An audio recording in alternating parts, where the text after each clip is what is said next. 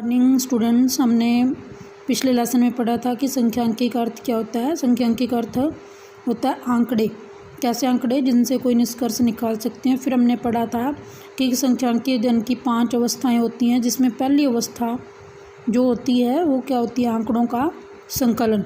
तो आज जो हम पढ़ेंगे वो आंकड़ों का संकलन के बारे में पढ़ेंगे। तो आंकड़ों का संकलन करने के 2 स्रोत होते हैं। पहला स्रोत क्या है कि जिससे संबंधित कोई भी संख्यांकी हमने कोई अन्वेषण करना है, कोई रिसर्च करना है, और वो कार्य क्षेत्र में अनुसंधानकर्ता क्या करता है, उस फील्ड में जाकर यहाँ से वो डाटा इकट्ठा करता है प्राथमिक स्रोत से, तो उसको हम प्राथमिक स्रोत बोलते हैं। द्वितीयक स्रोत का मतलब क्या होता है कि आंकड़े पहले से किसी सरकार एजेंसी के द्वारा, संस्था के द्वारा प्राप्त किए गए हैं, कलेक्ट कर चुके हैं, परंतु अनुसंधानकर्ता क्या करता है, उसका प्रयोग करता है। तो इन्हीं स्रोतों के आधार पर 2 तरह के हमारे आंकड़े होते हैं। जो प्राथमिक स्रोत से हमें प्राप्त मिलते हैं वो प्राथमिक आंकड़े, और जो द्वितीय स्रोत से मिलते हैं वो द्वितीयक आंकड़े। प्राथमिक आंकड़े कौन से होते हैं, जो अनुसंधानकर्ता क्या करता है, अपने उद्देश्य के अनुसार पहली बार जाकर इकट्ठा करता है, जो उसके उद्गम स्थल से लिए जाते हैं। मान लीजिए आपकी क्लास का हमने कोई जेब खर्च के बारे में या जीवन स्तर से संबंधी आंकड़े एकत्रित करने, और मैं आपसे बातचीत के द्वारा आंकड़े कलेक्ट करती हूँ, जब आपके पास जाकर आंकड़े कलेक्ट करती हूँ, तो ये प्राथमिक आंकड़े होंगे। द्वितीयक आंकड़े कौन से होते हैं, जो पहले से ही अस्तित्व में होते हैं और पहले किसी व्यक्ति के द्वारा, संस्था के द्वारा एकत्रित किए जा चुके होते हैं, और अनुसंधानकर्ता क्या करता है, उसका प्रयोग करता है। फॉर एग्जाम्पल, जिस तरह से भारत की जनगणना जो भारत सरकार के द्वारा की जाती है, और वहाँ से हम जनगणना संबंधी जो है साक्षरता संबंधी आंकड़े लेते रहते हैं। प्राथमिक और द्वितीयक आंकड़ों में क्या अंतर होता है। प्राथमिक आंकड़े मौलिक होते हैं, ओरिजिनल होते हैं, क्योंकि इनको अनुसंधानकर्ता स्वयं वहाँ जिस स्रोत से ये डाटा कलेक्ट करता है। परंतु द्वितीयक आंकड़े क्या होते हैं, किसी अन्य व्यक्ति द्वारा मतलब पहले से कलेक्ट किए अगर कर लिए गए होते हैं। तो एक तरह प्राथमिक आंकड़े कच्चे माल की तरह होते हैं, और द्वितीयक आंकड़े जो होते हैं वो पहले से ही तैयार होते हैं। उपयोगिता में अंतर करें तो प्राथमिक आंकड़े उद्देश्य के अनुकूल होते हैं, और जबकि द्वितीयक आंकड़ों को हम अपने उद्देश्य के अनुकूल बनाते हैं। संकलन लागत, संकलन लागत का मतलब क्या है कि जब हम इसको इकट्ठा करते हैं तो हमारा खर्च क्या आता है, धन, टाइम, मेहनत। तो प्राथमिक आंकड़ों में जैसा आपको पता चल गया कि धन भी ज़्यादा लगेगा, टाइम भी ज़्यादा लगेगा, और मेहनत की भी ज़्यादा ज़रूरत पड़ेगी। जबकि द्वितीयक आंकड़ों में धन, टाइम और परिश्रम जो है कम करना पड़ता है। तो जो प्राथमिक आंकड़ों को जो एकत्रित करने की 4 हमारी मुख्य विधियां हैं। प्रत्यक्ष व्यक्तिगत अनुसंधान विधि, अप्रत्यक्ष मौखिक अनुसंधान विधि, संवाददाताओं से सूचना प्राप्ति, और प्रश्नावली के माध्यम से सूचना संग्रह। प्रत्यक्ष व्यक्तिगत अनुसंधान विधि, अप्रत्यक्ष मौखिक अनुसंधान विधि, स्थानीय स्रोतों या संवाददाताओं से सूचना प्राप्ति, और प्रश्नावली के माध्यम से सूचना संग्रह। प्रत्यक्ष व्यक्तिगत अनुसंधान विधि कौन सी होती है, जिसमें एक अनुसंधानकर्ता स्वयं जाकर सूचना देने वालों से सीधा संपर्क स्थापित करता है और आंकड़े कलेक्ट कर लेता है। मान लीजिए किसी अनुसंधानकर्ता को अपने शहर के किसी कारखाने के मजदूरों की आर्थिक स्थिति का पता लगाना है, तो वो वहाँ जाकर स्वयं मजदूरों से बातचीत करता है, और उनसे डाटा जो कलेक्ट करेगा उसको हम क्या बोलेंगे, प्रत्यक्ष व्यक्तिगत अनुसंधान।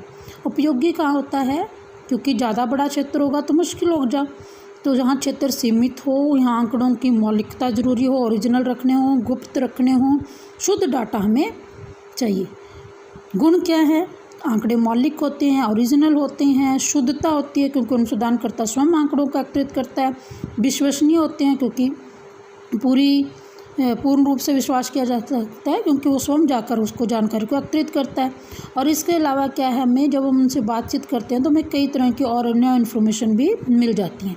एक रूपता होती है, एक रूपता का मतलब सब में यूनिफॉर्मिटी पाई जाती है, जब एक ही व्यक्ति के द्वारा एकत्रित किए जाते हैं। लोचशील होते हैं, लोचशील मतलब इसको कम जहाँ अनुसंधान करता है, जो अपनी आवश्यकता के अनुसार प्रश्नों को कम या ज़्यादा कर सकता है।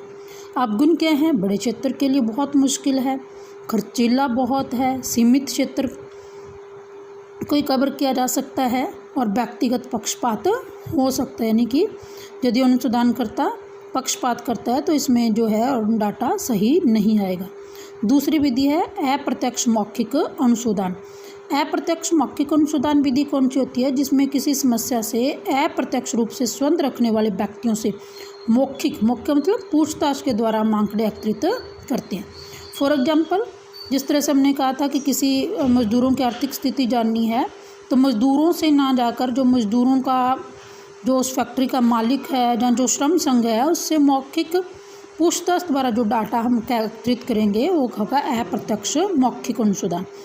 कहाँ बड़े क्षेत्र के लिए उपयोगी है, क्योंकि एक ही व्यक्ति से बात करके हमारा काम बन सकता है। प्रत्यक्ष सूचना देने वाले से सीधा संपर्क करना जरूरी नहीं होता। गुण क्या है कि वाइड एरिया को कवरेज करता है, खर्चा कम आता है, निष्पक्षता रहती है और आंकड़े जो इकट्ठे करने भी सरल होते हैं। अब गुण क्या है? शुद्धता की कमी रह जाती है, पक्षपात हो सकता है, और यदि किसी भी तरह की जो व्यक्ति ने लापरवाही कर दी इन्फॉर्मेशन देने वाले ने, तो उससे निष्कर्ष भी हमारा गलत निकलेगा। प्राथमिक प्रत्यक्ष व्यक्तिगत अनुसंधान तथा अप्रत्यक्ष मौखिक अनुसंधान में क्या अंतर है? प्रत्यक्ष व्यक्तिगत अनुसंधान में जो समस्या से प्रत्यक्ष संबंध रखता है, अनुसंधान करता है, उससे प्रत्यक्ष संपर्क स्थापित करके सूचना प्राप्त करता है, जबकि अप्रत्यक्ष मौखिक अनुसंधान में अप्रत्यक्ष संबंध रखने वाले व्यक्तियों से सूचना ली जाती है। प्रत्यक्ष व्यक्तिगत अनुसंधान विधि वहाँ संभव है जहाँ क्षेत्र छोटा होता है, और अप्रत्यक्ष मौखिक अनुसंधान विधि वहाँ संभव होती है जहाँ विस्तृत क्षेत्र होता है। प्रत्यक्ष व्यक्तिगत अनुसंधान के लिए, क्योंकि अनुसंधानकर्ता को स्वयं जाकर उनसे बातचीत करके डाटा लेना होता है, इसलिए भाषा रीति रिवाज का उसे ज्ञान होना जरूरी है, और अप्रत्यक्ष अनुसंधान में यह जरूरी नहीं है। प्रत्यक्ष व्यक्तिगत अनुसंधान विधि महंगी है, जबकि अप्रत्यक्ष मौखिक अनुसंधान विधि कम महंगी होती है। फिर आता है स्थानीय स्रोतों व संवाददाताओं से सूचना प्राप्ति। जैसा कि हम टीवी न्यूज़पेपर में देखते हैं, इसमें अनुसंधानकर्ता क्या करता है, विभिन्न स्थानों पर अलग अलग व्यक्तियों को अपने संवाददाता नियुक्त करते हैं, जो अपने तरीके से सूचनाएं कलेक्ट करते हैं और अनुसंधानकर्ता को भेज देते हैं। उपयोगी कहाँ है? जहाँ आंकड़ों की निरंतरता जरूरी होती है, और आंकड़े बहुत ज़्यादा बड़े क्षेत्र के लिए चाहिए। कहाँ पर जो ज़्यादातर किया जाता है? रेडियो, टेलीविज़न, पत्र पत्रिकाओं में। गुण क्या है? मितव्ययता होती है, क्योंकि हर जगह जाना संभव नहीं है अनुसंधानकर्ता के लिए, इसलिए समय धन परिश्रम की बचत हो जाती है। एरिया आपको पता है बहुत बड़ा, दूर दूर के स्थानों की सूचना मिल जाती है, निरंतरता बढ़ी रहती है और विशेष परिस्थितियों में उपयोगी होता है। इसका अवगुण क्या है? मौलिकता में कमी, आंकड़ों में मौलिक नहीं होते, क्योंकि सूचना देने वाले का व्यक्तिगत संपर्क नहीं होता। एक रूपता का भाव हो सकता है कि आंकड़े अलग अलग संवाददाताओं के द्वारा इकट्ठे किए गए हैं। पक्षपात हो सकता है, शुद्धता में कमी हो सकती है, और संकलन में कई बार क्या होता है कि जो संवाददाता नियुक्त किया गया, यदि वो इन्फॉर्मेशन देरी से बन जाता है तो संकलन में देरी हो सकती है। Thank you. अगला पार्ट कल करेंगे।